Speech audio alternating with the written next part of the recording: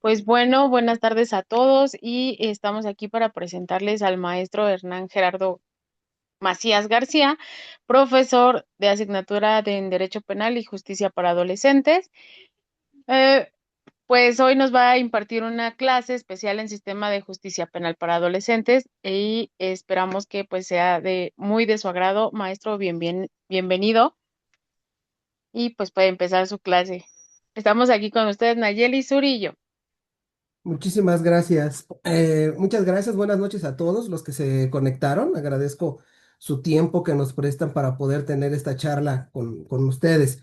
Agradezco mucho a Indecaj, a la maestra Cristina, por permitirme otra vez dirigirme a ustedes, compañeros de profesión, para hablar de un tema muy interesante que, bueno, a mí en lo personal me gusta mucho, que es el sistema de justicia para adolescentes. Quisiera nada más preguntar si se ve en sus pantallas una diapositiva que pretendo compartir. No sé si me pueden decir si está para poder iniciar.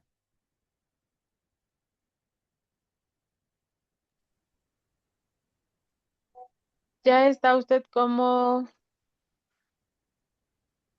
¿Va a compartir pantalla, maestro? Sí, Sí, sí se ve. ok. Bueno, vamos a empezar.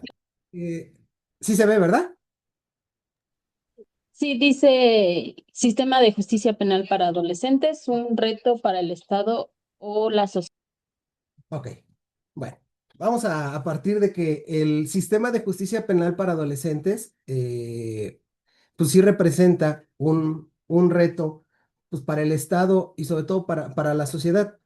Entendamos que el sistema de justicia para adolescentes, trae un cambio en el año del 2000, de 2008, que se hace la migración del sistema de justicia tutelar, el cual estaba regido por la Ley de Tratamiento para Menores Infractores, que se aplicaba en todo el país, y que cambiamos a través de esta reforma al artículo 18 constitucional en su párrafo quinto, y que en la redacción queda de la siguiente manera. Dice que el Estado, la Nación, los estados y el Distrito Federal, en ese entonces, en el ámbito de sus respectivas competencias, implementarán un sistema integral de justicia para aquellas personas a las que se les atribuye la comisión de un hecho tipificado como delito y que se encuentren dentro de los 12 y menos de 18 años, en el cual pues se va a privilegiar un principio muy importante, que es el principio de interés superior del menor.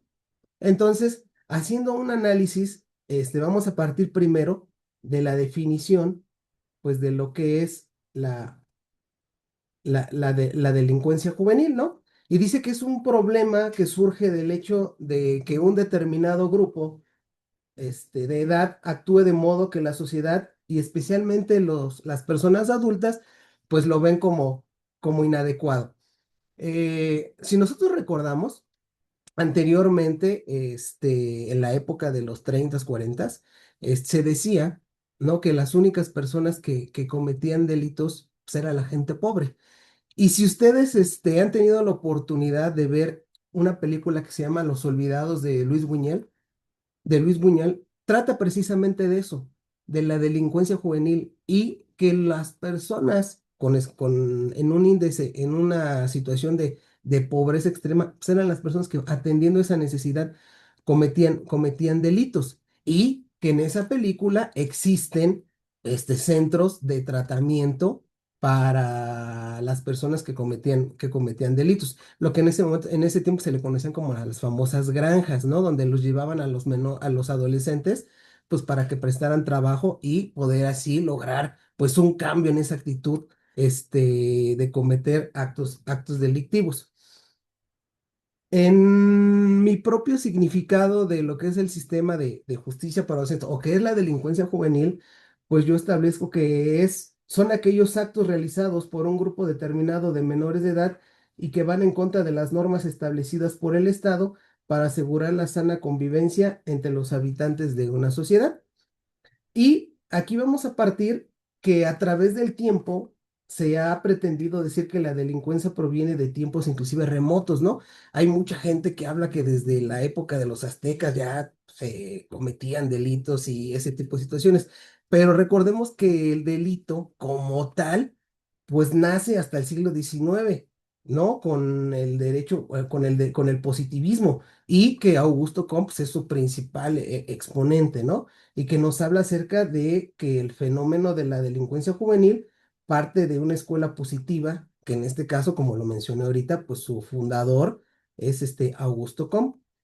Dice que dentro de los antecedentes del sistema de justicia para adolescentes, nos habla de que en el año de 1928 se expide la ley sobre la previsión de la delincuencia infantil en el Distrito Federal y territorios, que se conoció como la ley Villa Mitchell, y que dejó por primera vez a los menores de 15 años fuera del Código Penal.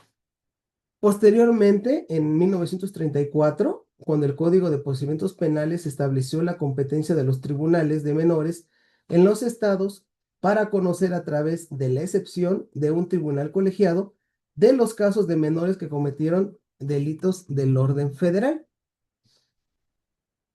Asimismo, en el año de 1941 se expide la Ley Orgánica de los Tribunales para Menores y, y sus instituciones auxiliares en el Distrito Federal y territorios federales. Legislación que facultaba a los jueces imponer penas a un tribunal que eminentemente pues, era administrativo. Es hasta 1973 que se aprueba la Ley de Consejos Tutelares del Distrito Federal, y hasta el 1992, todos los estados ya contaban con consejos tutelares, totalmente establecidos en cada uno de sus estados y funcionando en sentido de protección, de ayuda, de tutela para los menores infractores. Y el 20 de enero de 1995 se publica la Ley de Prevención Social y Tratamiento de Menores. Ahora, es hasta 2005 donde empieza este cambio en el sistema de impartición de justicia, cuando se pretende modificar el sistema de impartición de justicia, y dice que en el 2005 se reforma el artículo 18 de la Constitución Política de los Estados Unidos Mexicanos, y por disposición del artículo 18, los estados han conformado para responder a las infracciones a la ley penal cometidas por personas entre los 12 y, menos de 18 años. Es un sistema integral de justicia para adolescentes, configuraba como una protección jurídica y especial, regidos por cómputos y principios, derechos, órganos, procedimientos, mecanismos y garantías especiales. Ahora bien, en el 2008, y voy a hablar muy específico de lo que fue el entonces Distrito Federal, el 6 de octubre de ese año entra en vigor para el Distrito Federal la Ley de Justicia Integral para Adolescentes, en el cual se implementa un sistema integral de tratamiento denominado ASIA.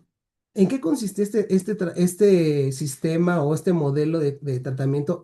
ASIA significaba Atención Comunitaria Integral para Adolescentes, en el cual se pretendió, bueno, sí, que se trabajara a través de lo que era la comunidad terapéutica.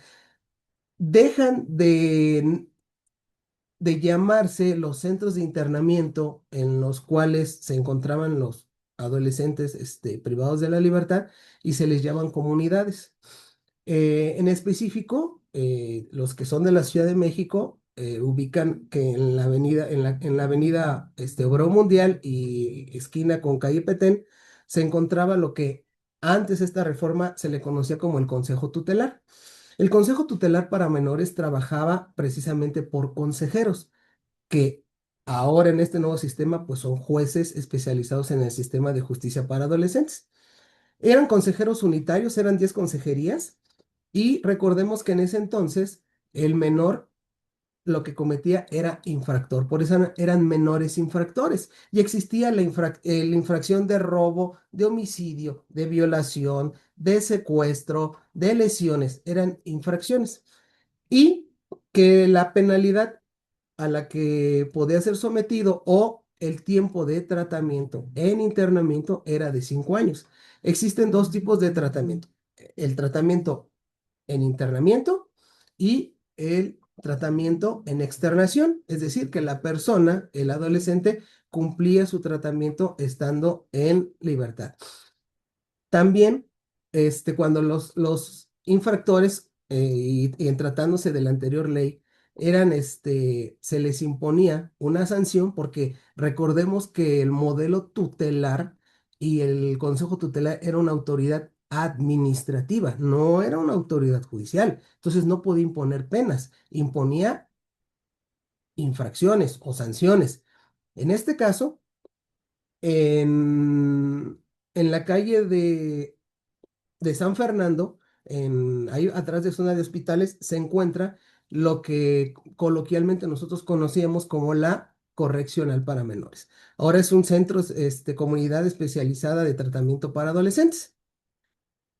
Y ahí los adolescentes lo que hacían es que cumplían esa medida o esa sanción que le imponía en ese entonces el consejero en internamiento, pero únicamente podía durar 5 años. Y esto ahorita lo vamos a explicar.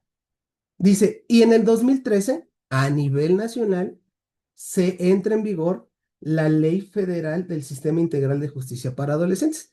Aquí es muy importante mencionar que si bien es cierto, existe esta ley, pues no tenemos jueces en materia federal específicamente especializados en materia de justicia para adolescentes. Hay jueces de distrito especializados en el sistema penal acusatorio que cuentan con una especialización en el sistema de justicia para adolescentes, pero lo ideal sería que fueran jueces exclusivos para que llevaran asuntos del sistema integral para adolescentes, es decir, de la ley federal para el sistema, del sistema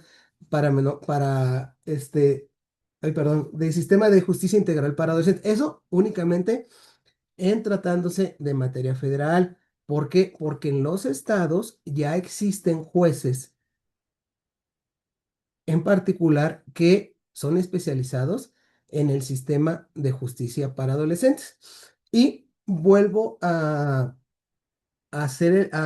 mencionar el ejemplo de lo que fue en la Ciudad de México, cuando el 6 de octubre del 2008 entra en vigor esta nueva ley, pues por ende la federación hace entrega al Distrito Federal, al entonces Distrito Federal, de todos los centros de internamiento con los que contaba en ese entonces la federación, porque era quien administraba a través de prevención y readaptación social, estos centros de internamiento. Y ya se entrega, pues, de lo que es San Fernando, como lo dijimos, había una casa muy grande en Coyoacán, que era el centro de internamiento para mujeres, ¿no? Para señoritas que habían cometido, pues, una infracción.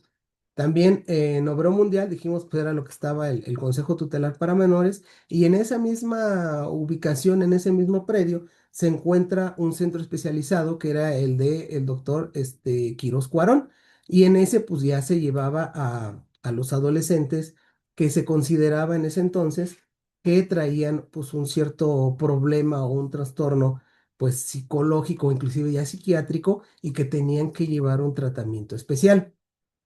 Ahora bien, cuando se migra de este sistema tutelar al sistema de justicia integral para adolescentes, es importante mencionarles que en el sistema tutelar existía algo que se le llamaba Comité Técnico Interdisciplinario.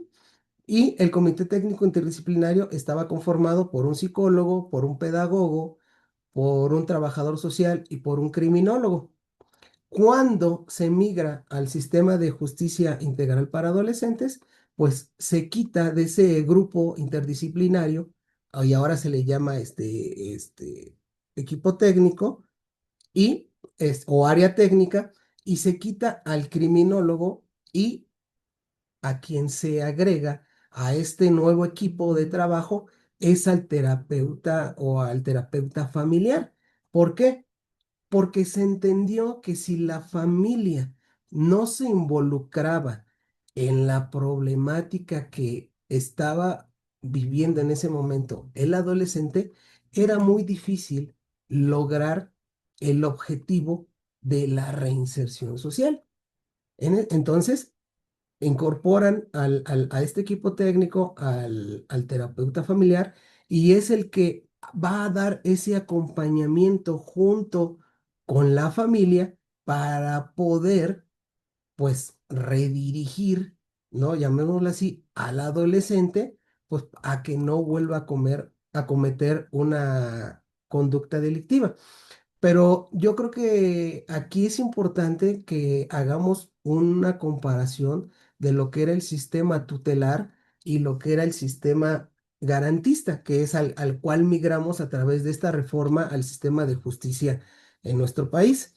Y, y para que podamos entender cómo operaban cada uno de estos modelos. Dice, en el sistema tutelar, el Estado es el que toma la custodia del adolescente. Es decir, que por un momento vamos a imaginarnos que le quita la custodia a los padres de familia para yo, Estado, asumir esa función y poder darle tratamiento al, al menor infractor. Recordemos que por eso se llamaba Ley de Tratamiento para Menores Infractores, ¿sí? Entonces, esa era la función del consejero unitario y de la autoridad administrativa del sistema tutelar. Yo me convierto, yo hago las veces de padre de familia para poder darle un tratamiento, una dirección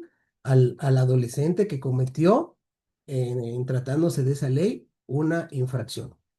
Con el modelo garantista, con este sistema integral, el adolescente pues ya es penalmente responsable, ¿sí? El proceso penal al cual ya va a ser este sujeto va a llevar las mismas etapas que el proceso de los adultos, ¿sí? En el sistema tutelar, si bien es cierto, pues había partes de del proceso penal, como era el ofrecimiento y desahogo de pruebas, pero la persona, como lo mencionamos hace un momento, que emitía una resolución, no era un juez, era un consejero, eran consejeros unitarios. Como lo mencioné hace rato, trabajaban en 10 consejerías unitarias. Posteriormente, ahora ya con este nuevo modelo, pues ya tenemos una figura piramidal donde va a estar el juez, especializado en el sistema de justicia para adolescentes. Tenemos al Ministerio Público como un órgano acusador. Tenemos al adolescente como una parte importante de este nuevo sistema, porque aquí ya se le toma en cuenta cuál es su sentir, cuál es su parecer del adolescente. Es importante la escucha del adolescente en este tipo ahora de sistema de impartición de justicia. Y por lógica tenemos al defensor, ¿no? El cual ofrecerá y desahogará las pruebas pertinentes en el proceso del adolescente. También nos dice que en el sistema tutelar se consideraba al adolescente como un objeto de protección. Como lo mencionamos hace poco, yo, Estado, veo que el adolescente que cometió una infracción, pues puede estar en peligro y yo voy a asumir las veces de padre de familia, ¿sí? Y lo voy a proteger. Pero lo puedo proteger de dos formas. Lo puedo tener protegido en un tratamiento externo a través del cual el adolescente va a acudir periódicamente a recibir tratamiento psicológico, orientación vocacional por parte de un pedagogo, un trabajador social analizará el ambiente sociofamiliar en el cual se desarrolla el adolescente y para entender también pues el por qué el adolescente está cometiendo este tipo de infracciones. Por eso el Estado asume esa función. Dice que el juez o el consejero, vamos a llamarlo así, actúa como padre del Estado y decide qué es lo mejor para el menor. A ver, si yo como Estado determino que el menor corre un riesgo dejándolo en libertad, porque vamos a poner un ejemplo, o sea, hay un adolescente que cometió una infracción o vamos a trasladarlo al nuevo sistema, el delito de robo. Entonces, lo que queremos nosotros es, como última opción, pues privarlo de la libertad, ¿verdad? Porque esa es la última instancia que tenemos. la medida cautelar de restricción de la libertad o tratamiento en internamiento. Pero ¿qué pasa cuando el adolescente, al analizar su sistema o su medio sociofamiliar, pues proviene de una familia, y lo digo con mucho respeto, pues que a lo mejor que vive en Tepito, en Iztapalapa, en zonas pues donde el índice de criminalidad pues es sumamente elevado, o provienen de familias disfuncionales? A mí me tocó realizar entrevistas cuando tuve la oportunidad de trabajar en este sistema integral de justicia para adolescentes en la Ciudad de México, entrevistar a los adolescentes cuando ingresaban de la agencia del Ministerio Público, y cuando yo le preguntaba por los papás, pues, me decían, no, pues que mi papá está en la penitenciaría y mi mamá está en Santa Marta y mis hermanos pues, están en el reclusorio Oriente. Entonces uno entendía y decir, bueno, pues es que el adolescente pues está repitiendo patrones de comportamiento. Si ve que el papá roba o que el papá hace actitud y todo, y la familia lo ve normal, pues el adolescente también lo ve normal, crece con ese patrón, ¿sí? En el sistema tutelar dice que no se respetan plenamente las garantías del debido proceso, la defensa adecuada y la presunción de inocencia. Y las medidas son de internamiento y de tratamiento externo, como lo mencionábamos. En San Fernando, que era el centro de tratamiento para adolescentes, ahí se internaba a los adolescentes que cometían infracciones, pues se parecen más graves, como el homicidio, el secuestro, la violación, o aquellos que habían cometido un delito, por ejemplo, o la infracción de robo, se les había dado la oportunidad de llevar su tratamiento en externación y volvían a cometer otra conducta, entonces ahí sí ya los mandaban a este centro especializado ahí en San Fernando. Y ahora con el sistema garantista, dice que el adolescente es considerado sujeto de pleno derecho. Es una persona que ya tiene derechos, es una persona a la cual se le reconoce en los derechos. El Estado tiene la obligación de reconocer que es una persona que es sujeta de derechos, ¿sí? Pero también, pues, si eres sujeta de derechos, es también sujeto de obligaciones. ¿Cuál es la obligación del adolescente? Pues comportarse de una manera adecuada, respetar las normas, que rigen la sana convivencia de la sociedad. Y nos dice que las garantías procesales, pues son similares a la de los adultos, como ofrecimiento y desahogo de pruebas, poder solicitar el cambio de la medida cautelar en caso de que esté en internamiento y después surjan datos de prueba que nos garanticen que el adolescente podrá continuar con su proceso o que se presentará a las diligencias, subsecuentes de su proceso. Y nos habla de una conducta tipificada en la ley penal como delito. Es decir, que lo que realizó el adolescente esté descrita en un ordenamiento, en este caso un código penal, como un delito. ¿Para qué? Para que se pueda iniciar este proceso que en su momento va a concluir con una sentencia, ya sea absolutoria o condenatoria. Y dice que las sanciones deben de ser proporcionales y con una duración determinada. Prioriza medidas socioeducativas y la integración social. A lo que yo voy es que la, la pena o la restricción de la libertad es la última instancia a la cual el Estado va a poder llegar. Es decir, el juez va a tener que analizar si otras medidas son susceptibles de poderse imponer hasta antes de llegar a lo que es el internamiento en un centro de reclusión especializado para adolescentes. Ahora, ¿qué pasaba o qué pasó en este cambio del sistema tutelar al nuevo sistema integral para adolescentes? Y lo voy a hablar en específico de la experiencia que yo tuve en el Distrito Federal, en el entonces Distrito Federal, ahora Ciudad de México. Es que no sé qué pasó en ese tiempo, pero el índice delictivo en tratándose de adolescentes se incrementó a un nivel que creo que nunca se había dado. La reincidencia era constante, adolescentes que salían el viernes, cuando el juez les había impuesto una pena, por un delito, ejemplo de robo, 1 año, 7 meses, pero lo iba a llevar en libertad, ¿sí? Y salía el viernes y el lunes ya estaba de regreso, porque otra vez ya volvió a cometer un delito, ¿sí?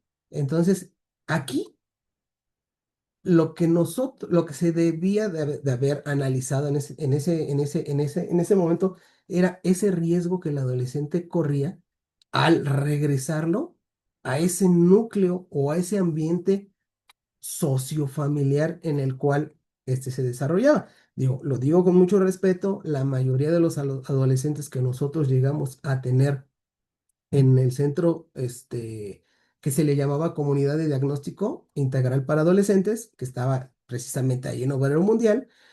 La mayoría eran de delegaciones Iztapalapa, Gustavo Madero, Cuauhtémoc, Tlalpan, Azcapotzalco, Tláhuac. Era difícil que tuviéramos adolescentes de alcaldías como o colonias de un nivel socioeconómico elevado, ¿no? Pero por lo general, cuando en su momento yo cuestionaba a los adolescentes el por qué habían hecho, sin ser yo autoridad, simplemente les preguntaba, ¿por qué estás aquí y qué fue lo que hiciste? Pues la mayoría estaban por robo, porque andaban con los amigos y que se les hizo fácil, o porque estaban ingiriendo alguna sustancia, ¿no? Entonces, y cuando analizábamos esta cuestión de comunicarle a la familia que el adolescente estaba aquí con nosotros, pues resultaba que quien se estaba haciendo cargo de la educación, pues era la abuela. ¿Por qué? Pues porque o la mamá lo había abandonado, el papá estaba en reclusión, o los papás estaban en reclusión, o ambos padres lo habían abandonado, y pues toda la responsabilidad quedaba pues en su abuela, ¿no? En la abuela ya sea materna o paterna.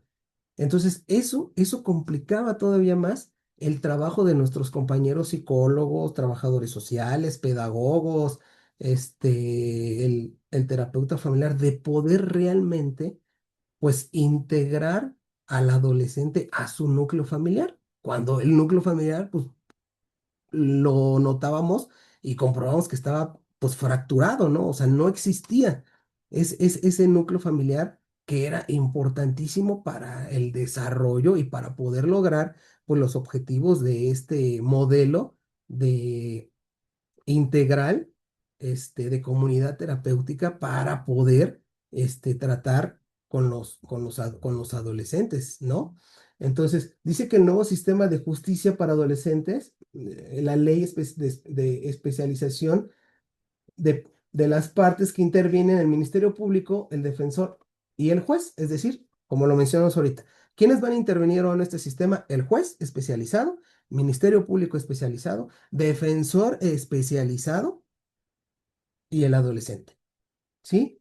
En el sistema tutelar se trabajaba por conducto de un equipo interdisciplinario, como ya lo habíamos mencionado, conformado por el psicólogo, el criminólogo, el trabajador social y el pedagogo. Yo en particular, este, me pareció que no se debió de haber sacado del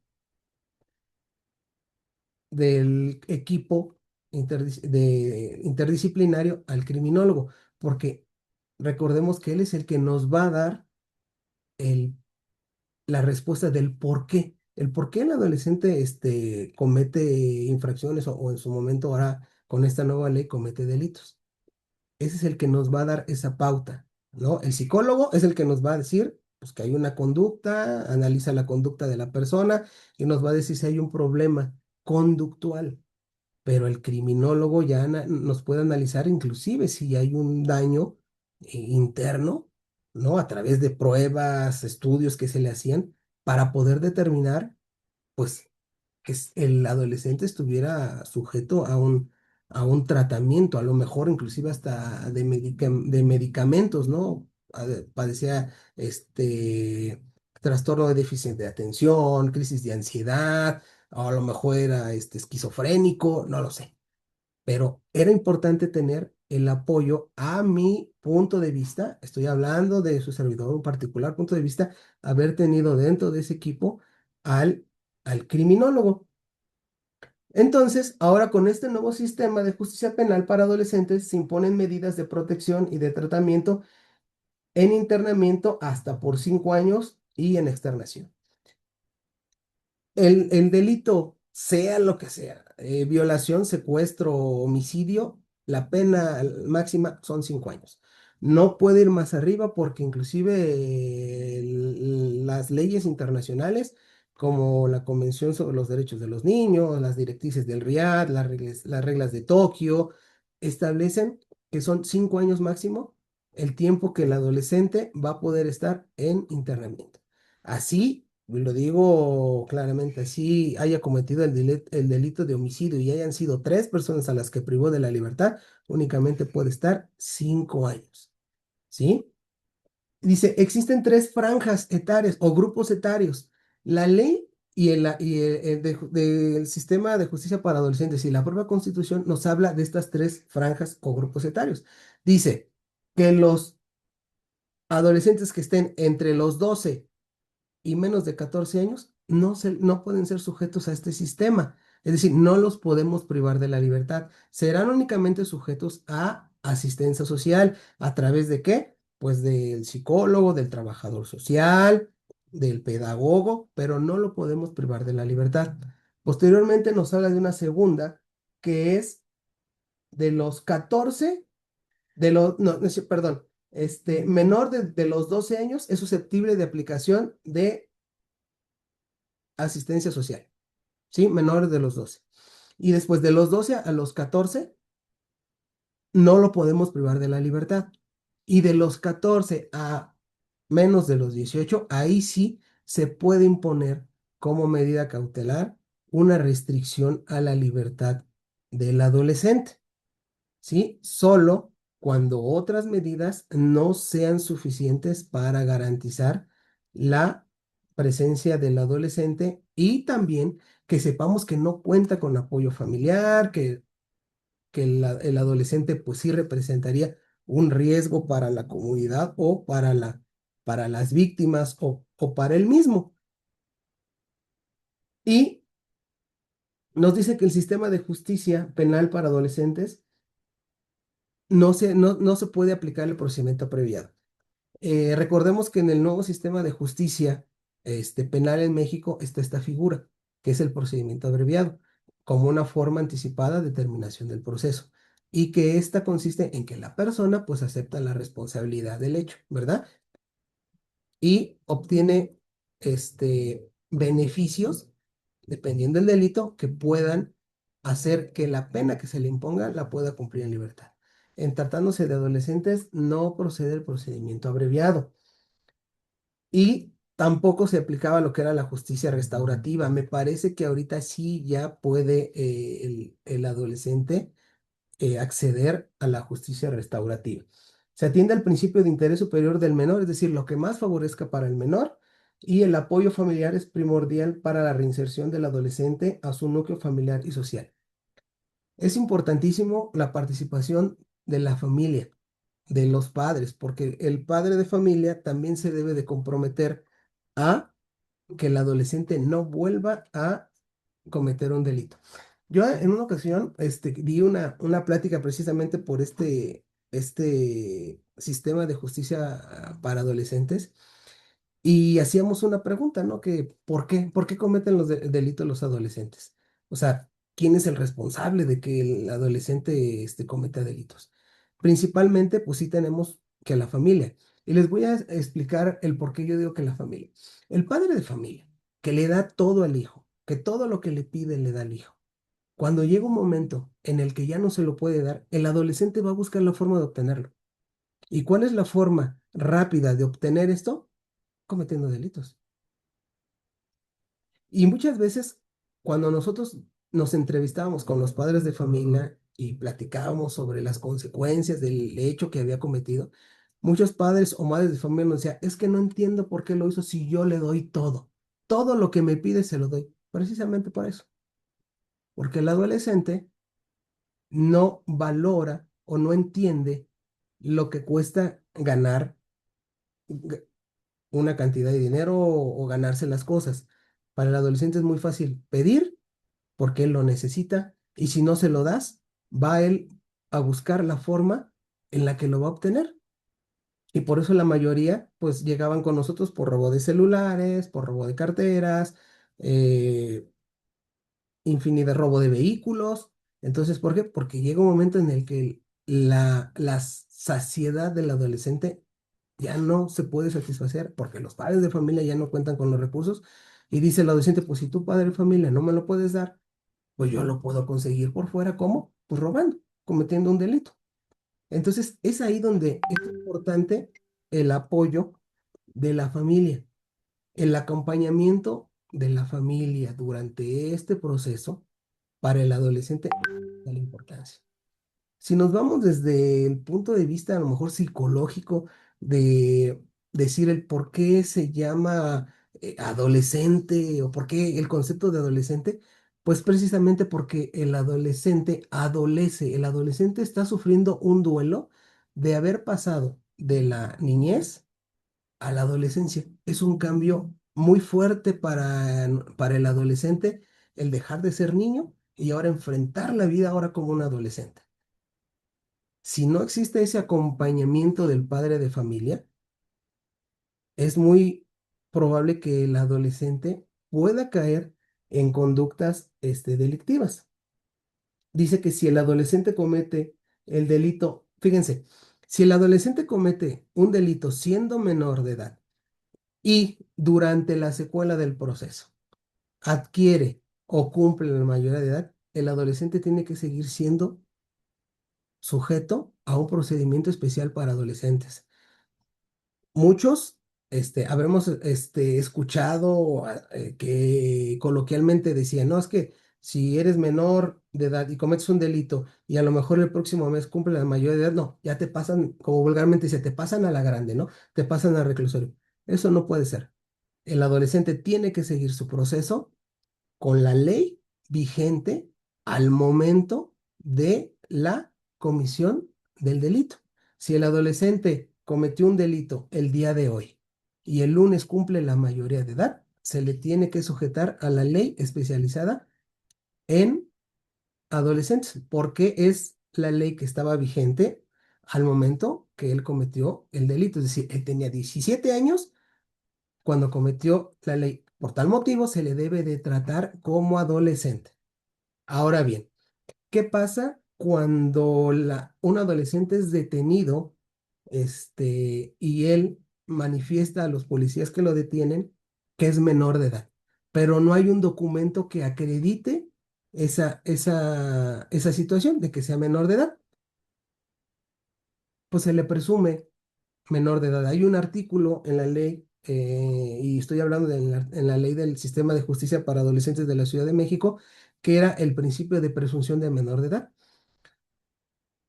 Y si la persona que era detenida, él decía que era menor de edad, se le tenía que llevar a la agencia del Ministerio Público especializada en adolescentes y se le iniciaba el proceso, ¿verdad? Si durante la secuela el familiar llevaba o proporcionaba el acta de nacimiento que acreditaba que ya es mayor de edad, pues el juez declinaba competencia al juez de primera instancia, ya vamos a llamarlo así, de adultos, y el adolescente lo teníamos nosotros que trasladar a cualquiera de los tres reclusorios en este caso de la Ciudad de México, en donde tuviera competencia el juez que va a conocer de su asunto. ¿Y cómo se podía comprobar la mayoría de edad cuando no se exhibían o no aparecía ningún familiar para exhibir algún documento? Bueno, pues se ordenaba una prueba en donde en una prueba de densidad ósea, se le tomaba una placa de la muñeca y ahí el perito determinaba si de acuerdo a la densidad del hueso ya era de una persona mayor de edad. Y solamente así se podía determinar si la persona continuaba su proceso con la ley y ante un juez especializado en el sistema de justicia para adolescentes o si declinaba competencia a un juez de adultos, vamos a llamarlo así, y por ende lo teníamos que trasladar a un centro especializado de, en adultos, a un centro de reclusión. Ahora, dentro de la normatividad internacional en materia de adolescentes, pues tenemos cuál, la Convención sobre los Derechos del Niño de la ONU, las reglas de Tokio, las directrices del RIAD y las reglas de Beijing, entre otras. Ese es en el sistema universal, pues vamos a llamarlo así, de derechos humanos. Aquí en la Ciudad de México, pues tenemos, atendiendo a la jerarquía de la ley, a la Constitución, los tratados internacionales, la ley federal de tratamiento de justicia para adolescentes y las leyes locales, ¿no?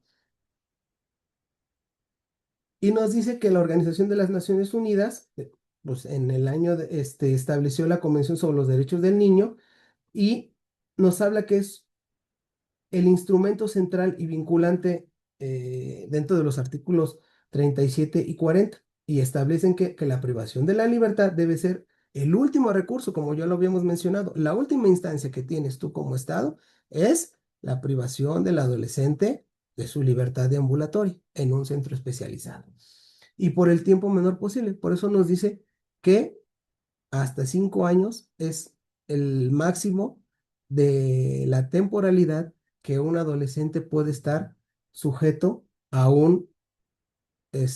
a una sanción impuesta por un juez especializado.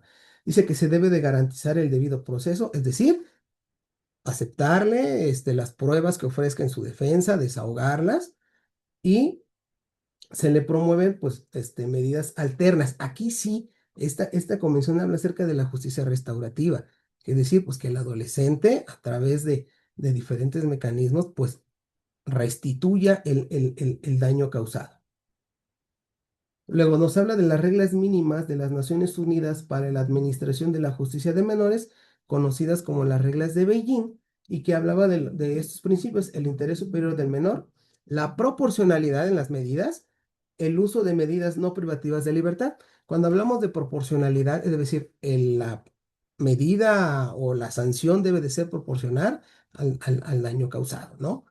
Y que la pena privativa de libertad pues, sea la última instancia. Posteriormente nos hablan las directrices de las Naciones Unidas para la prevención de la delincuencia juvenil y que nos habla de un enfoque más preventivo. Promueven políticas sociales, educativas y familiares para evitar la delincuencia juvenil. Y posteriormente nos habla sobre las reglas de las Naciones Unidas para la protección de los menores privados de la libertad. Dice que regulan las condiciones de detención, establecen estándares de trato digno, educación, salud y contacto con la familia. Cuando tuve la oportunidad de trabajar en este sistema de justicia, precisamente el equipo técnico estaba ahí con nosotros, gente muy, muy, muy preparada, pues los adolescentes iban con los pedagogos y de acuerdo al nivel educativo en el que estaban, bueno, pues ellos trabajaban con ellos a lo mejor ya sea terminar la primaria, la secundaria o la preparatoria. ¿No? Tenían derecho a la salud, había servicio médico, inclusive ahí se contaba con un psiquiatra. ¿Para qué? Para aquellos adolescentes que eran asiduos al consumo de enervantes o de cualquier otro psicotrópico, llegaban con nosotros y les daba lo que se le conoce como el síndrome de abstinencia. Entonces se les tenía que canalizar con el psiquiatra para que él, a través de un tratamiento farmacológico, pudiera ir disminuyendo esa sintomatología, pero también el adolescente tenía que empezar con un tratamiento para las adicciones de las que pues era afecto.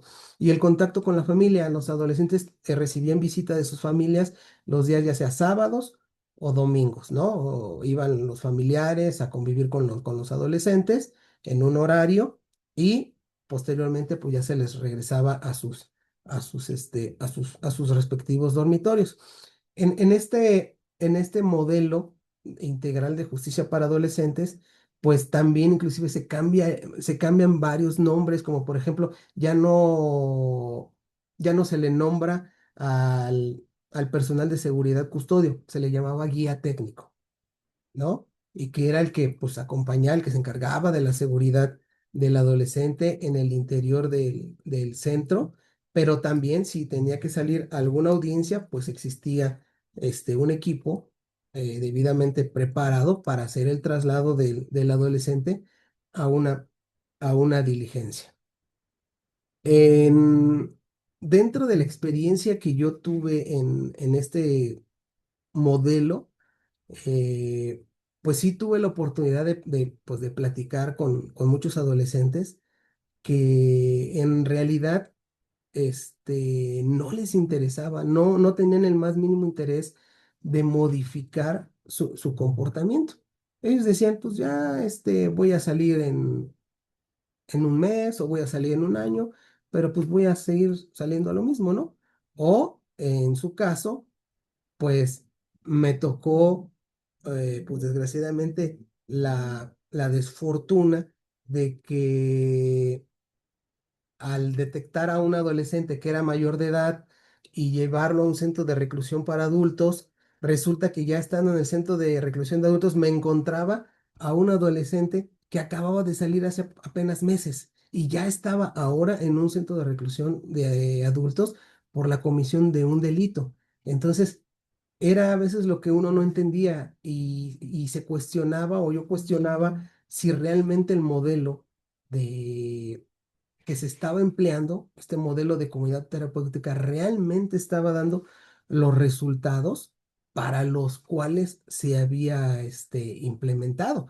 Porque si el adolescente sale de un centro de internamiento especializado para adolescentes y al poco tiempo ya lo ves en un centro de reclusión para adultos, no estoy diciendo que el modelo haya fallado en su totalidad, pero considero que hizo falta algo. O algo no se atendió a tiempo, o volvemos a lo mismo, como lo mencioné hace unos momentos. Lo regresamos al mismo círculo social, pues ¿qué va a pasar? El adolescente va a seguir cometiendo conductas delictivas. ¿Por qué? Porque lo estamos regresando al mismo ambiente, donde seguramente a la semana va a volver a cometer alguna conducta delictiva.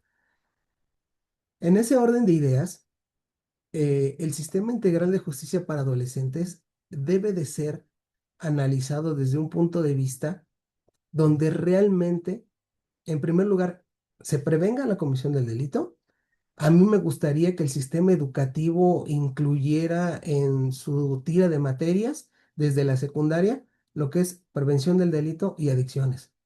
Porque resulta que los adolescentes desde la secundaria pues ya están fumando marihuana, ya andan inhalando solventes, ya andan cometiendo conductas delictivas dentro del centro escolar. Entonces, si no atendemos esta cuestión preventiva, realmente de una cultura de la prevención, yo considero que el sistema, por muchas reformas que se le hagan, por muy preparados que estén los jueces, por muy preparado que esté el Ministerio Público, el defensor, si esta parte de la prevención no la trabaja, si el Estado no se preocupa realmente por educar al adolescente, va a ser muy difícil que el sistema pues se consolide y podamos dejar de ver adolescentes en los centros de internamiento especializados para este grupo social por la comisión de alguna conducta delictiva.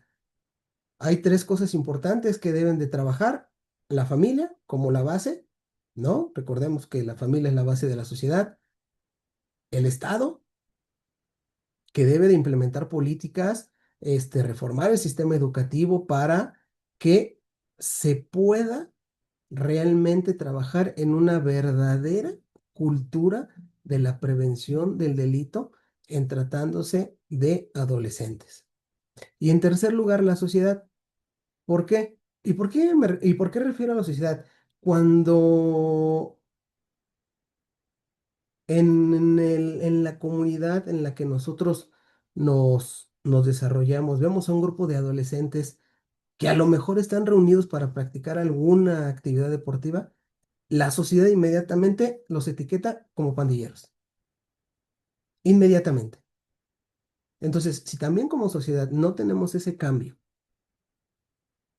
de no etiquetar a nuestros adolescentes como delincuentes solo por el simple hecho de que se juntan en algún lugar, a lo mejor para practicar una actividad deportiva, para jugar juegos en línea, y únicamente lo que hacemos o lo primero que vemos es al adolescente y lo etiquetamos como un adolescente, pues también el adolescente se siente rechazado.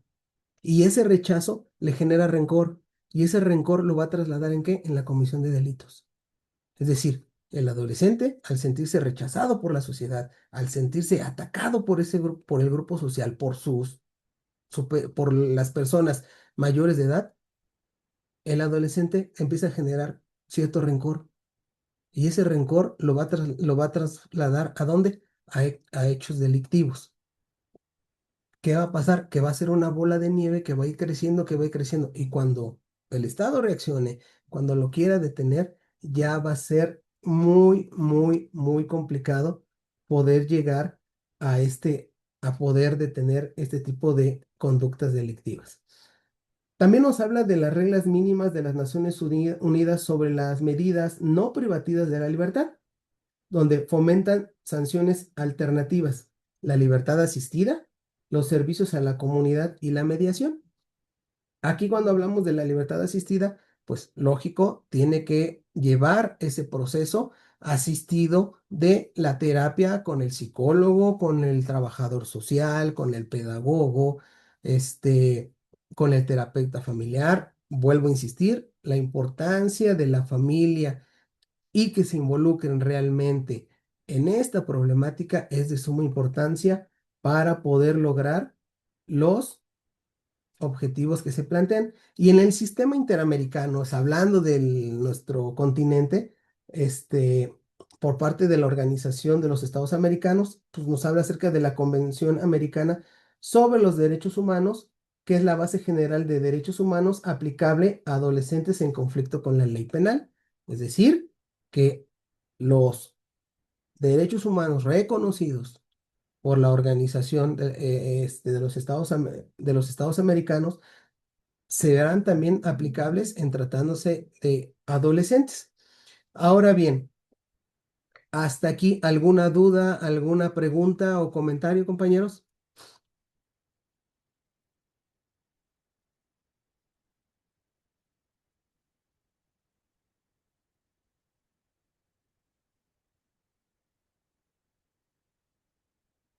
¿No? ¿Todo bien?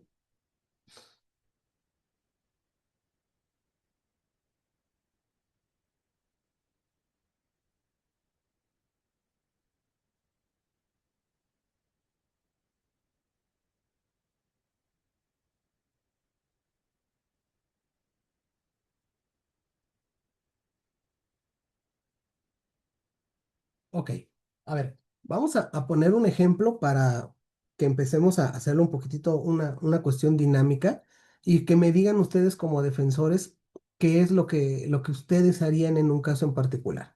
Vamos a poner el ejemplo que Juan Pérez cometió un delito de homicidio cuando tenía 17 años de edad. Y resulta que él es detenido 2 años después y es ingresado a un centro de reclusión para adultos y se inicia el proceso penal y es puesto a disposición de un juez para adultos, el cual pues va a iniciar el proceso, le dicta un auto de formal prisión y la persona se queda recluida en un centro de reclusión para adultos. Como abogados, en este caso, ¿qué es lo primero que nosotros deberíamos de alegar en este caso en particular? Los escucho.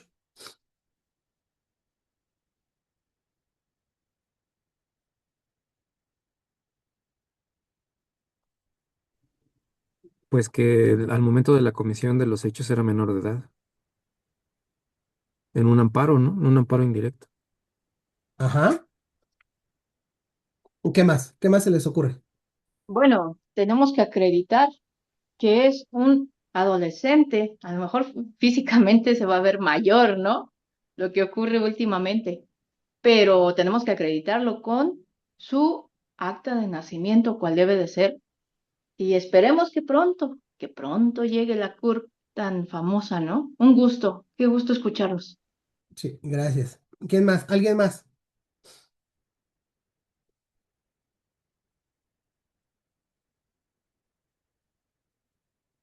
Buenas noches, maestro Hernán. Sí, Mire, yo considero, abogado, que sí se le debe de aplicar la ley de adolescentes, porque los hechos ocurrieron cuando él era adolescente. Si bien es cierto que lo detienen 2 años después, ya es adulto, pero los hechos ocurrieron cuando él era adolescente y a mi criterio, salvo su mejor opinión, considero que sí debe de aplicársele la ley de adolescentes y enfrentar la ley de adolescentes de acuerdo a lo que haya hecho, que en el ejemplo que pone de homicidio, estaríamos hablando de que sería una medida de sanción restrictiva de la libertad. Sería mi comentario. sí, muy bien, gracias, maestro. Sí, efectivamente, lo que se debe de hacer es que ante el juez de primera instancia mencionar que el juez no es competente para conocer del presente caso, toda vez que cuando la persona cometió el delito era menor de edad y por tal motivo debe declinar competencia al juez especializado en el sistema de justicia para adolescentes. Se presenta a través de un incidente de incompetencia, se exhibe, como bien lo dijeron ustedes, el acta de nacimiento, pero sobre todo hay que relacionar el acta de nacimiento con la temporalidad en la que ocurrieron los hechos. Es decir, si los hechos ocurrieron, vamos a ponerlo así, el 10 de abril del 2026 y en esa época el adolescente tenía 17 años y lo detuvieron, vamos a poner el ejemplo, hasta el 2028, entonces ahí tenemos que hacer esa relación de los hechos con el acta de nacimiento. ¿Para qué? Para que podamos acreditar que efectivamente al momento de la comisión del hecho, la persona era menor de edad y por tal motivo debe de declinar competencia el juez hacia el juez especializado en el sistema de justicia para adolescentes. ¿Sí? Ahora, esta pregunta yo la comento porque tuvimos una situación realmente, este, pues, verídica. Resulta que una persona la detienen, lo llevan al reclusorio sur y se está iniciando el proceso. Aclaro que cuando la persona cometió el delito, estaba vigente la ley para menores infractores. Bueno, entonces resulta que el adolescente bueno, la persona es detenida 3 años posteriores, lo ponen a disposición de un juez y es recluida en el reclusorio sur. El defensor, pues efectivamente, atendiendo esa secuencia, dice, sí, ok, mi defendido, pues lo estás juzgando por el delito de homicidio, pero cuando él cometió la infracción o ese delito, él era menor de edad. Por tal motivo, tienes que declinar competencia hacia un juez especializado en justicia para adolescentes y por ende trasladarlo a un centro de internamiento especializado en justicia para adolescentes. Y efectivamente, lo mandan para acá con nosotros, sigue su proceso con el juez especializado en sistema de justicia para adolescentes y lo sentencia a sufrir una pena de 3 años de prisión. Pero resulta que en la ley de tratamiento para menores infractores, las infracciones prescribían en un año y a él lo detuvieron 3 años después. Por tal motivo, en apelación, hacen valer esa situación y el magistrado dice, sí, efectivamente, cuando la persona fue privada de su libertad o fue detenida, el delito ya estaba prescrito y por tal motivo ordenó su inmediata libertad. Aquí, en tratándose de la ley para menores infractores, sí había una temporalidad, en este caso, dice que todas las infracciones prescriben en un año. Ahora, con el nuevo sistema de justicia penal para adolescentes, pues nos tenemos que regir, ¿verdad?, a las reglas de lo que es la prescripción. Pero este caso fue muy particular porque inclusive a mí me tocó tramitar la libertad de esta persona.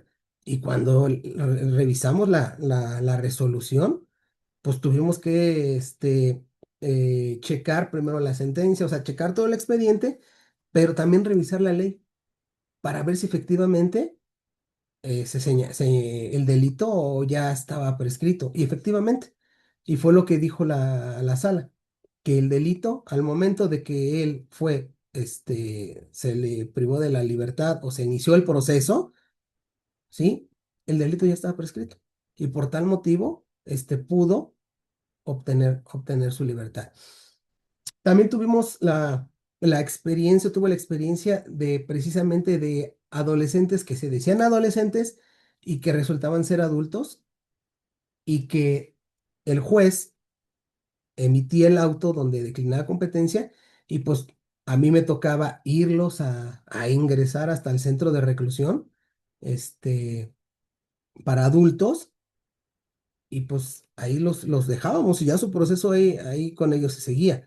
Pero también tuvimos, o yo tuve pues así que la experiencia de que en su momento, como lo comenté al inicio de nuestra charla, adolescentes a los que yo entregaba a sus padres el viernes, que les daban una medida de tratamiento distinta a la privación de la libertad, y el lunes que yo regresaba, ya los teníamos otra vez. Entonces, era lo que uno decía, bueno, entonces, ¿para qué? ¿Para qué le dan esa oportunidad si otra vez vuelve a las mismas conductas? Y aquí es donde vuelvo a insistir, la familia es importantísima en la prevención del delito, no solamente el Estado. O sea, el Estado sí tiene la obligación de generar políticas, que ayuden a la prevención del delito, pero también la familia. O sea, como familia, ¿tú qué estás haciendo para que tu hijo no vuelva a incurrir en este tipo de conductas delictivas? Entonces, durante el tiempo que yo tuve la oportunidad de laborar en esa institución, pues tuve muchas vivencias, inclusive nos tocaron dos motines y la verdad es de que los motines pues cuando los cometen los adolescentes, les podría decir por experiencia personal que son más agresivos que los adultos. O sea, es impresionante la cantidad de destrozos que realizan, pero lo hacen amparados ¿en qué? En la protección de los derechos humanos, ¿no? Porque inmediatamente llega Comisión de Derechos Humanos y se quiere meter al centro de reclusión para ver si los menores, la familia está allá afuera diciendo que los tienen golpeados, que los tienen encuerados, que los tienen, con el perdón de la palabra, los tienen en calzones, tirados, pues cuando son cuestiones completamente diferentes, ¿no? Y así como dice ahorita el compañero Martín, a él le tocó el motín de San Fernando. Pues para mí ha sido uno de los más fuertes, ¿eh? Y ese motín que inclusive fue, bueno, hubieron dos con la ley, con la anterior administración, donde estaba Policía Federal, y hubo uno con la nueva administración en el Distrito Federal. Me parece que fue en enero del 2009 cuando ocurrió ese primer motín en San Fernando, pero pues era impresionante, ¿no? Rompieron la tubería del agua, perforaron los tinacos del agua, la cocina toda la destruyeron, vidrios, quemaron colchones, o sea, algo que uno dice, ¿cómo puede ser posible, no? O sea, el Estado está tratando de hacer todo lo posible porque en tratándose de menores, el Estado les provee, inclusive cuando llegan, la ropa que deben de usar, les proporciona alimentación, sus tres comidas, tienen servicio médico, tienen servicio odontológico, tienen el apoyo del psicólogo, del terapeuta familiar, del pedagogo. O sea, hay un equipo que realmente trabaja para poder ayudar a los adolescentes. Sin embargo, pues atendiendo a esa rebeldía, a esa conducta, a esa intención de querer mostrar que son más fuertes que los demás, los llega a cometer delitos. Y para nosotros, el 2 de octubre, o sea, que el 2 de octubre no se olvida, pues para nosotros era caótico, ¿eh? Porque llegaban de adolescentes al centro de internamiento, a la agencia del Ministerio Público, que parecía que estaban regalando, cosas. Era impresionante la cantidad de adolescentes que llegaban solamente el 2 de la tarde del 2 de octubre, en la madrugada, por robo a negocio, por robo a transeúnte, por lesiones, por diferentes conductas, ¿no?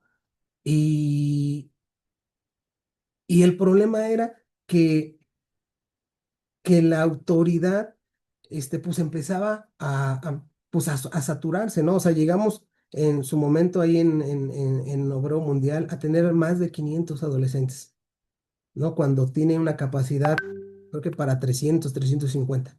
Entonces estábamos sobrepasados, pero eso no era por falta de capacidad de la autoridad administrativa, es decir, por la Dirección de Tratamiento para Adolescentes, era por ese boom que se dio en la Comisión de Conductas Delictivas. Entonces, la verdad es que a mí me agradó muchísimo la experiencia, tuve compañeros muy, pues muy capacitados en el sistema, que me enseñaron mucho. A mí me gustó muchísimo trabajar y también entender, ¿no? Entender un poco al adolescente. No solamente es atacarlo, etiquetarlo, de es que ya hiciste esto y pues ahora se te va a castigar, sino también entender esa cuestión de a lo mejor de abandono, porque la mayoría de los adolescentes eran hijos de madres solteras, que tenían que trabajar para poder, pues, sufragar las necesidades educativas, alimentarias, de vestido, y pues al adolescente pues prácticamente crece solo, ¿no? O, como lo mencioné, ¿no? Pues, desgraciadamente el papá estaba recluido en la penitenciaria de Santa Marta, la mamá en el mismo lugar, pero para mujeres, y por la responsabilidad de la educación recaía en quién, o en la tía o en la abuelita, ¿no? Y a personas ya adultas mayores que, pues, ¿cómo pueden controlar al adolescente, ¿no?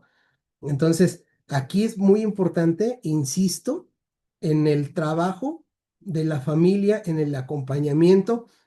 Si el adolescente ya cometió el delito y el juez le está dando la oportunidad de que la sanción que le impone se cumpla en libertad, es importantísimo el trabajo de la familia, asesorado por las autoridades, es decir, por el psicólogo, el pedagogo, el trabajador social, el terapeuta familiar. ¿Para qué? Para reconstruir, pues, sus lazos familiares y que el adolescente no vuelva a incurrir en una conducta, delictiva. ¿Dudas, preguntas, compañeros?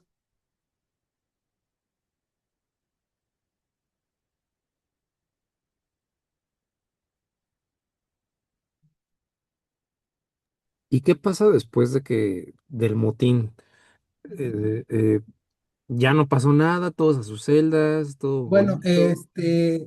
en primer lugar, la autoridad tiene la obligación de certificar médicamente a todos para ver si no hay lesionados, porque lógico, entra el área de seguridad, los tienen que someter y pues tienen que certificar que los adolescentes no estén, lesionados. Posteriormente, pues se les conduce a todos a sus dormitorios y la autoridad, en este caso nosotros como área jurídica, tenemos que levantar un acta correspondiente y darle vista al Ministerio Público por los daños que se habían cometido en el interior del inmueble, porque pues, son daños en perjuicio del Estado. Y posteriormente, pues le habían sanciones disciplinarias para los que habían organizado el motín, ¿no? Se les suspendía la visita, o se les restringía en cuanto a tiempo, no salían a ciertas actividades, y ya, porque al final de cuentas, pues no se podía realmente ubicar a un responsable al cual poderle imputar la comisión del delito de daño en contra del Estado, ¿no? Porque al final de cuentas era un motín donde pues todos los adolescentes participan. pero, y posteriormente se les permitía, por ende, a los padres de familia ingresar y ver que sus hijos estaban en perfectas condiciones. ¿No? Si habían lesionados, pues se les daba cuenta de que habían personas lesionadas, que ya se les estaba atendiendo, e en un caso extremo, pues que habían sido trasladados a un hospital para la toma de una placa, o a lo mejor este, de una, de una curación o algo por el estilo, ¿no? Pero sí se les retenía primero en el patio porque se tenía que revisar, pues que no hubiera,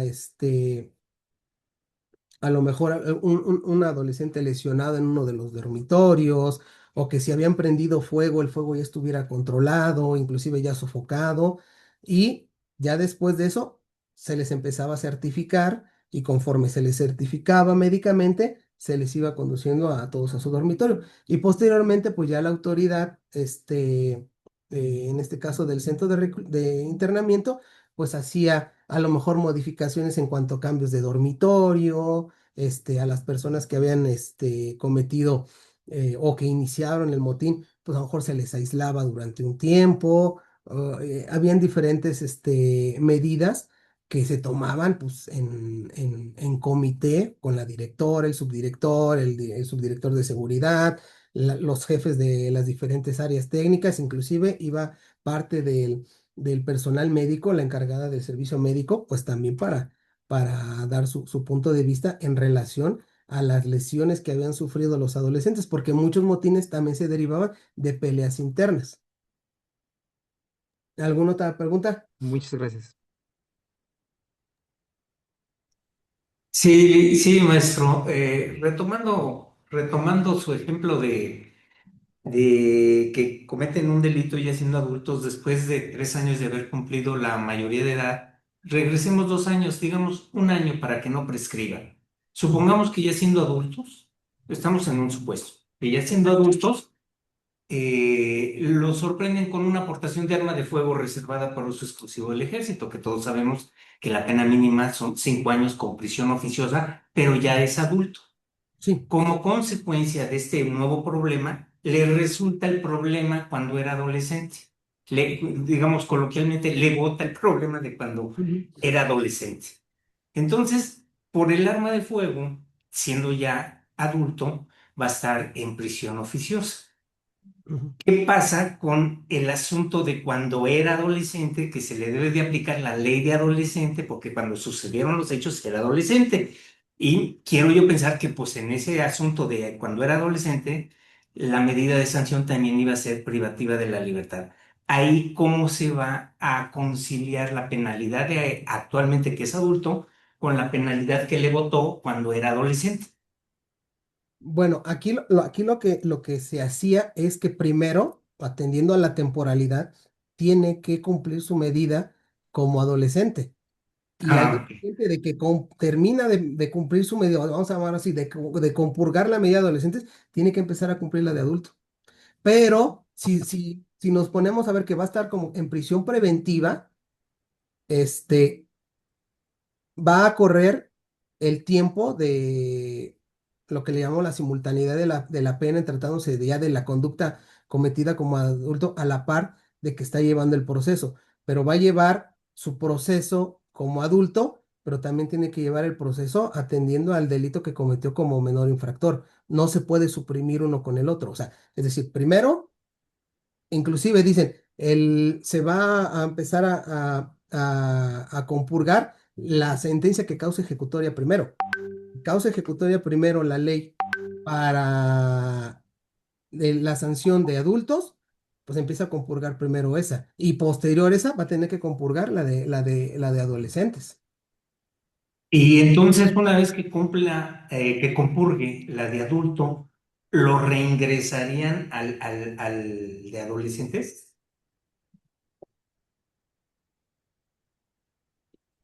En el, pues en la especie, pues debería de ser así. Nosotros tuvimos inclusive un caso no sé si recuerdan el caso de los Wallace, de Wallace. Bueno, a nosotros nos tocó a uno de los hermanos que cometieron el delito. Eran dos hermanos, Jacobo y Ramón se llamaban. Y a nosotros nos tocó recibir a Ramón 3 años después de los hechos del caso Wallace. Cuando él era menor de edad, él había cometido una conducta delictiva. Después cometieron lo del caso Wallace y entonces lo tuvieron primero que ingresar con nosotros, que fuera sentenciado, cumplió su medida de internamiento en San Fernando y cuando salió lo estaban esperando y se lo llevaron al centro de reclusión para adultos. Así fue como operó en este Pero, caso. pero entonces Aquí, aquí, primero se aquí yo compurga la, considero, yo perdón. considero, perdón que le interrumpa, yo considero, atendiendo al ejemplo que acaba de dar el maestro Valderas, que si, por ejemplo, cumple primero una medida de internamiento o de prisión como adulto, y supongamos ya sale a los 40 años, pues ya sería lógico ingresarlo en un centro de reclusión para adolescentes, ¿no? O sea, yo creo que ahí... Bueno, en el ejemplo que puse de maestro es Ujú, de que para que no prescriba el delito de adolescente al año siguiente de que, digamos, ya teniendo 18 años de edad, no ujú. 40, cuando tiene una edad ya de 18 años, lo sorprenden con, a manera de ejemplo, ¿no? Un arma de Sí, fuego reservada para uso exclusivo del ejército, que son sí. 5 años la mínima. Pero el Ujú, año pasado trae todavía el problema de adolescente. Entonces sí, aquí mi pregunta era de que, y sí tiene mucha lógica que lo que usted me dice, yo comparto la misma idea, de que pues, si ya está detenido por el delito cometido ya siendo adulto, que es el del arma de fuego, pues primero que compurgue esa. Una vez que haya compurgado los 5 años que establece la ley para el delito de arma de fuego, pues todavía tiene pendiente la medida de sanción privativa de libertad que se le debió de haber impuesto cuando fue adolescente y que la traía pendiente porque no lo habían detenido, ¿verdad? Entonces aquí la claro. cosa es si se le toma, pues digámoslo así coloquialmente, se le toma cuenta la penalidad que él compurgó como adulto en el reclusorio de adultos por el delito de arma de fuego y ya cuando compurgue el delito de la aportación de arma de fuego, se le puede, considerando en beneficio de que era adolescente, tenerlo ya por compurgado por la medida de sanción privativa de libertad de adolescente, o tendría que ser primero una y después la otra. Yo digo que debe ser primero una y luego la otra, porque no podía, o sea, lo que se hace es que se dicta un auto donde se suspende el procedimiento en virtud de que está sujeto o está privado de la libertad por un delito diverso, que en este caso, como usted lo comenta, que es el de portación de arma de fuego de uso exclusivo, ¿no? Y que es Ujú. de prisión preventiva oficiosa, ¿va? Entonces, aquí a lo que yo voy es ver cuál de los dos procesos se le sentencia primero, porque puede llevar los dos a la par, ¿sí? Sí, claro. Entonces, si por ejemplo en el de adolescentes me sentencian primero a 1 año 7 meses, ¿no? Un ejemplo, con derecho a la libertad, pero estoy sujeto a una medida cautelar de prisión preventiva oficiosa por un delito de adultos, ujú, entonces aquí, pues, lógico, no voy a poder cumplir con esa pena porque me están dando el beneficio de poder salir al tratamiento externo y voy a tener que continuar con mi proceso en materia de adultos. ¿Qué va a pasar ante la autoridad? La autoridad va a decir, bueno, es que Juan Pérez no vino a cumplir con su tratamiento externo. Por tal motivo, le voy a revocar la libertad y ahí sí el juez de primera instancia o el juez adolescentes le puede decir, bueno, es que él ya lleva a lo mejor 2 años o 3 años privado de la libertad por la comisión del arma de fuego, entonces sí, que ya se le tenga por cumplida la sanción que yo le puse, para que no haya una doble sanción. Eso es. No, y considerando que era adolescente, aplicarle los beneficios de la ley de adolescente, ¿no? En lo que le beneficie. Considero. Así es. Muy bien. ¿Alguna otra pregunta, Gracias. compañeros?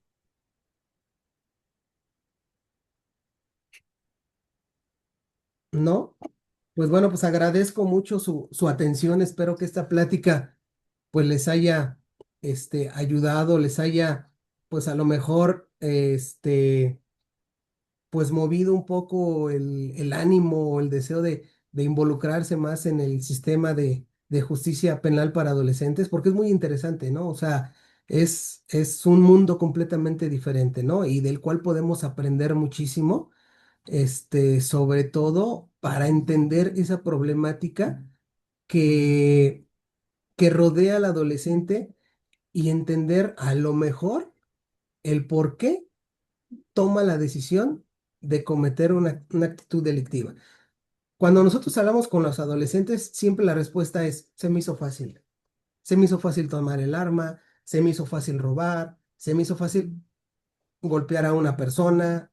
A veces el adolescente no mide las consecuencias de sus actos, pero como lo mencioné hace unos momentos, si trabajamos en una verdadera cultura de la prevención, es decir, que si en algún momento se implementa en las escuelas una materia de prevención del delito y de adicciones, considero que va a disminuir mucho el índice delictivo en tratándose de menores infractores, ¿no? Y también podemos mencionar que el crimen organizado agarra a los menores para la comisión de sus delitos. ¿Por qué? Porque saben que el adolescente en 5 años ya lo tiene en la calle. Y a un adulto no, un adulto lo tiene 70, 80 o toda su vida. Pero al adolescente en 5 años ya lo tienes de regreso. ¿Para qué? Para que siga trabajando para ti. Es ahí donde realmente tenemos que trabajar. ¿Alguna otra duda o comentario, compañeros? Fíjese que a mí me acaba de generar una duda. Justamente, su servidora, mi nombre es Catalina. Buenas noches a todos. Mucho gusto, Catalina. Yo estudié en la normal de especialización en el área de infracción y adaptación social. Ok. No sé si escuchó acerca de esa escuelita. Mm, El modelo venía precisamente del área de infracción, cuando eran denominados menores infractores, sí, recordemos eso, ¿no? Y ahorita con tantas situaciones que se han ido ventilando, y digo se han ido ventilando porque ahora la información la tenemos literalmente, ¿no? En la palma de la mano, eh, que adolescentes cometen homicidio, adolescentes, estas dos eh, adolescentes que ahorcaron a su amiga, ¿no? Otro que disparó y bla, bla, bla, bla. Así encontramos varios. La mayoría de la población dice, hay que sancionarlos como si fueran adultos. Afortunadamente, a veces lo pienso así, tenemos la ley, los derechos de los niños, niñas y adolescentes, ¿no? No ujú. los podemos tratar iguales. Y obviamente habla también de una biología eh, que tenemos que entenderla. La pregunta para usted sería, ¿cree que en algún momento cambie esta ley hacia algún tipo de sanción? No me gusta la idea, pero todo el mundo le está aplaudiendo a los gobiernos del sur, en uno en específico, y quisieran que tuviéramos la misma modalidad, ¿no? Mi pregunta es esa. ¿Usted estaría de acuerdo con que llegáramos a tener ese tipo de sanciones?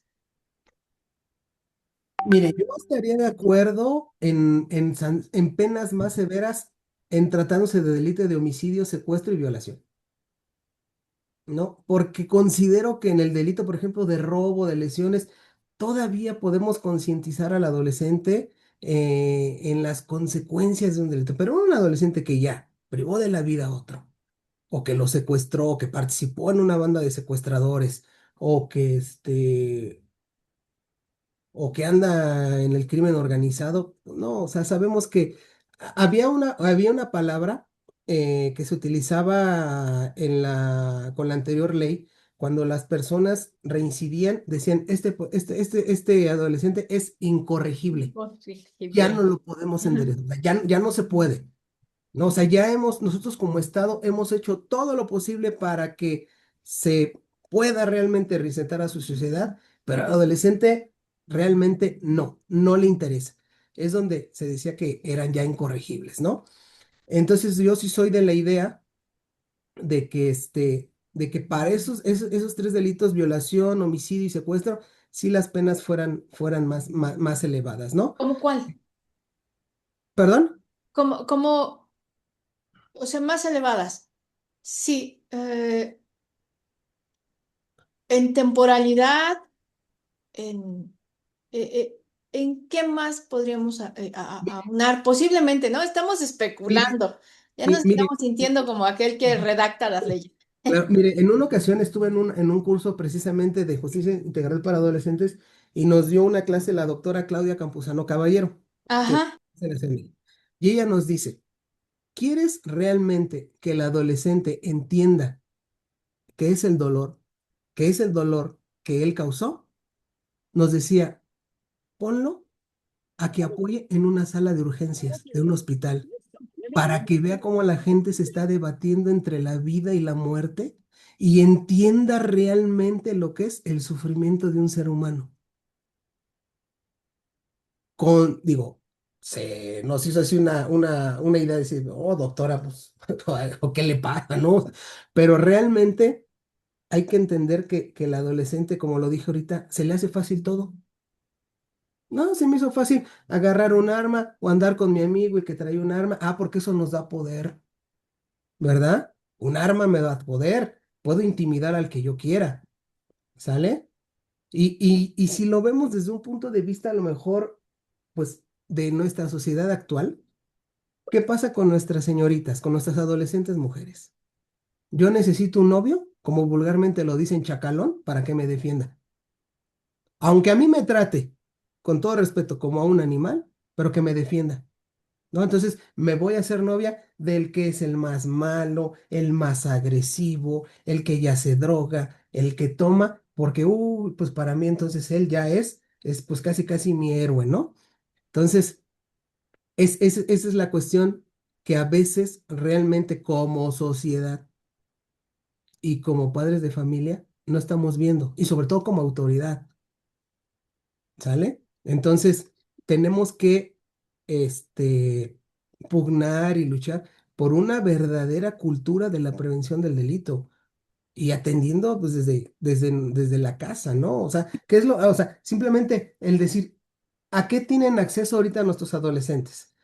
Series de violencia, de narcotráfico, de escenas de índole sexual, de violencia, porque pues es lo que vende, ¿no?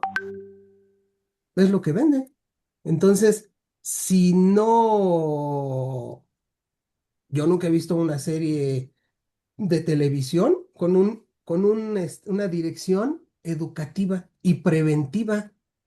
Pues no lo hay, ¿verdad? ¿Por qué? Porque pues eso no me va a vender, ¿no?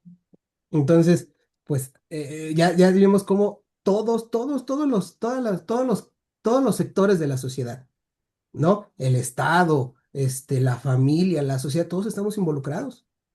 Los medios de comunicación, ¿no? Ya no hay campañas de prevención en medios de comunicación. Antes al menos sí las había, ¿no? Con el famoso de no te dejes y platícaselo a tus papás, todo ese tipo de cosas, pues era una manera preventiva. Ahora no lo hay.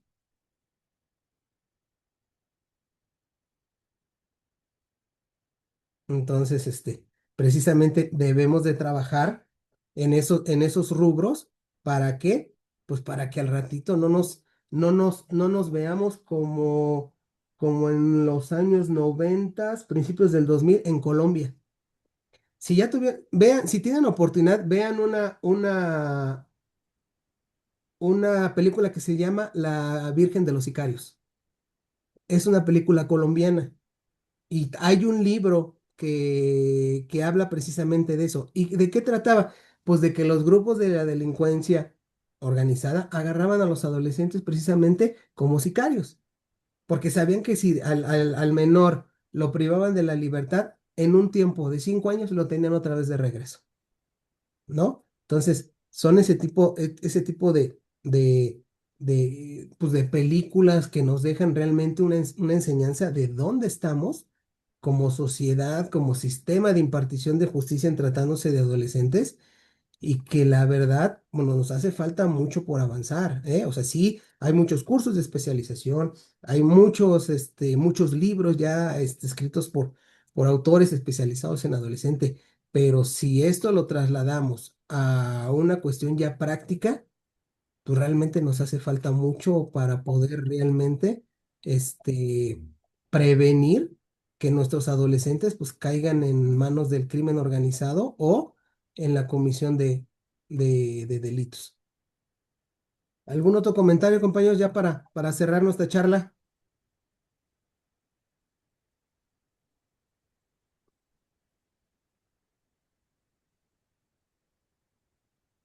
¿No? Claro, maestro, gracias. Ok. Pues pues quedo a sus órdenes para cualquier este, duda, comentario, información que requieran, algún libro. Yo estaba haciendo la tesis de mi primer doctorado precisamente en el sistema de justicia para adolescentes, ¿no? Y pues me aventé muchísimos libros, sobre todo en materia de psicología y de delincuencia juvenil, muy, muy buenos que nos pueden ayudar realmente para entender ese cambio, ¿no? Como lo mencioné hace unos momentos, pues la adolescencia es precisamente es una etapa de duelo, ¿verdad? Que está sufriendo el adolescente de dejar de ser niño a enfrentar ya una vida de adolescente y de prepararse para enfrentar una vida adulta, ¿no? Es lo que yo les digo a mis hijos, ¿no? Son adolescentes. Les digo, ustedes aquí tienen todo, pero allá afuera hay un monstruo que se los va a comer, ¿eh? Y si no están preparados para enfrentarlo, pues su mamá y yo no vamos a poder hacer nada porque no vamos a poder estar atrás de ellos todo el tiempo, ¿no? Hay que darle herramientas, hay que educar con principios, con valores, pero sobre todo que nuestros hijos vean que esos principios y valores que nosotros le estamos inculcando, pues nosotros los llevamos a cabo, ¿no? O sea, yo no puedo decirle a mi hijo, no hagas esto, no robes, no golpees, no hagas esto, y yo lo estoy haciendo. Porque él va a decir, bueno, si tú lo haces, ¿por qué me lo prohíbes a mí? ¿No? Bien dicen que hay que predicar con el ejemplo. Y en nuestras manos como padres de familia, los que tenemos la fortuna de ser padres de familia, está precisamente el introyectar esos principios y esos valores, pero sobre todo en un momento oportuno, hablar con nuestros hijos las cosas, pues como son, ¿no? No tratar de disfrazárselas porque pues así el adolescente crece con una mala información. Hay que hablar las cosas como son para que él las pueda entender, pero sobre todo las pueda comprender. ¿Sí? ¿Algún otro comentario, compañeros? Las diapositivas, sí, con todo gusto las compartimos para que ustedes las tengan. Y cualquier información, les proporciono si gustan mi correo electrónico, si gustan anotarlo, es todo con minúsculas, gerardomac76@gmail.com. Si necesitan alguna información y su servidor la tiene, con todo gusto se las comparto. Pues yo soy de la idea de que el conocimiento se comparte, ¿no? O sea, no solamente se adquiere, sino también se comparte, ¿no? Y pues no me queda más que agradecerles, su atención, su tiempo, Profe, ya, dígame, disculpe, ¿podría repetir su correo, por favor? y con todo gusto. ¿Gustan que lo ponga aquí en el chat? Ah, mejor, por favor. ¿Sale? Gracias.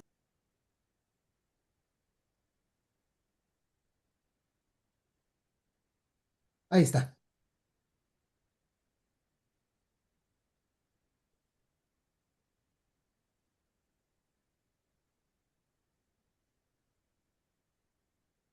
Gracias. No, por nada.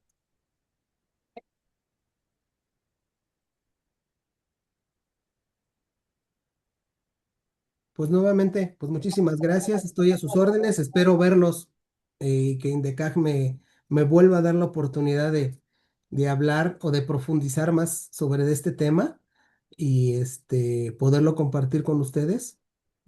Más adelante, reitero la información que ustedes requieran, escríbanme y con todo gusto yo se las proporciono. ¿no? Estamos para ayudarnos, pero sobre todo estamos para enriquecernos, ¿no? Pues muchísimas gracias a todos, a INDECAG, Buenas noches. muchas gracias y pues buen fin de semana. Gracias, que estén Hasta bien luego. todos.